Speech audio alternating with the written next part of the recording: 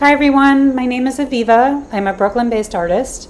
I've been partnering with GrowNYC's Governor's Island Teaching Garden to grow flax, which I'm now holding in my hand, and cotton. Those are some of the bolls that will become cotton since 2018. We are growing these colonial textile crops to open up a way to talk about colonialism, white supremacy, and the history of enslaved labor, which built this country, and to make some of the products, the textile plants, and the dyes and fibers we can make from them, tangible and visible to the public. This year, that's more cotton. Instead of doing in-person workshops, which we normally do, I am sharing these plants with you through these videos. Here is some of the Japanese indigo, which was not an American colonial crop, but is grown throughout the US by dyers. I harvested some of my indigo, brought it home, and I've got a silk handkerchief, a metal bowl, non-reactive metal, some sea salt, vinyl gloves, and my Japanese indigo leaves, which I cut several inches from the top of the plant. You never pull the leaves off, just always cut the stems. And now I have to separate the leaves, since the leaves are the only part that contain pigment, and the pigment will be a blue dye.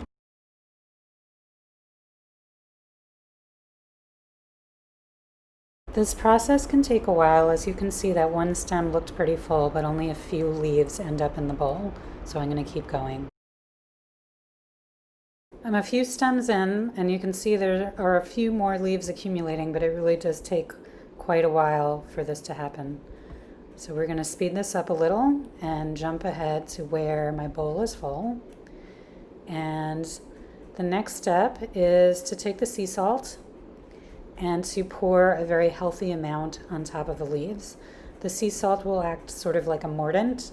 A mordant is a chemical that helps dye or pigment adhere to fabric. Since the pigment in the leaves is blue, it will stick to my hands and my hands will get blue. So I put on vinyl gloves for the next step, which is to massage the leaves and the salt until the leaves start to wither and look a bit like wilted spinach.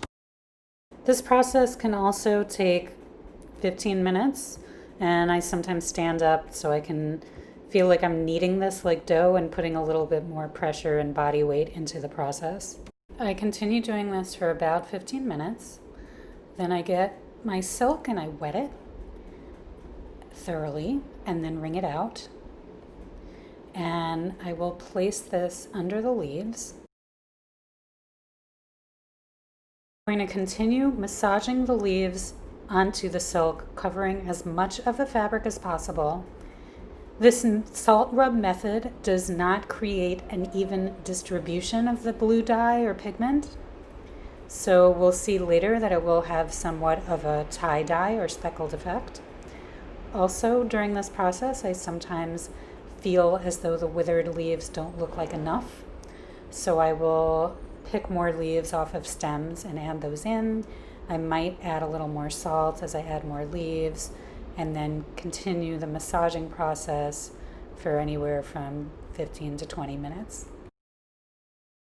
Sometimes I pick up the fabric with the leaves wrapped around it, and I squeeze the leaves onto the fabric, almost like I am trying to make a ball of clay or knead the leaves into dough.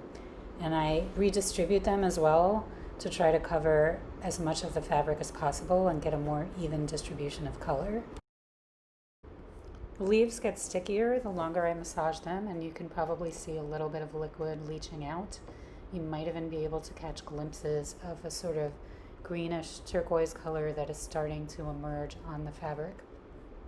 I should mention that indigo, because of how it works, needs to oxidize, or the color needs to oxidize. It will start out green on the fabric, and when air or oxygen hits the fabric after I'm done massaging, it will turn increasingly bluer.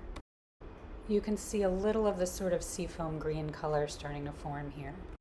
After massaging for a while, I just ball up the leaves and leave the fabric inside of them for maybe 20 minutes or maybe even an hour.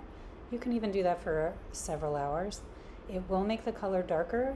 The spots where the leaves touch the fabric will also leave more pigment, so it will be an uneven distribution of dye, as you can see here. Because this is so uneven, I'm going to crumple it up differently and put the leaves back on and leave it under the pigment for another 30 minutes. Here's the sort of greenish blue color we get after the fabric has been under the leaves for 2 separate 20 to 30 minute cycles. It's time to now rinse it in vinegar water. I'd say it's about 1/3 vinegar to water, so 3 to 1 water to vinegar. I don't measure, I just pour. You can pick the fabric up and just dump it right inside the vinegar water. Make sure it's fully submerged. And you can already see that the vinegar and the water help that color oxidize. I was talking about that earlier. The indigo needs to have oxygen reaching it in the fabric so that the color becomes more blue and less green. Remove the excess water. I'm going to sort of squeeze it in between my hands, trying not to wring it out too much. Some of the dye will come out this way, but also it will continue to get a little bit bluer. That oxidation is still happening, and the vinegar helps remove some of the yellowish cast to the dye. Here it is. It will get bluer. I'll show you in the next slide. Here's the final fabric. If I wanted it darker, I would have left it longer under the leaves. Thank you for watching. Here are some pictures from last summer at the teaching garden doing indigo dyeing together.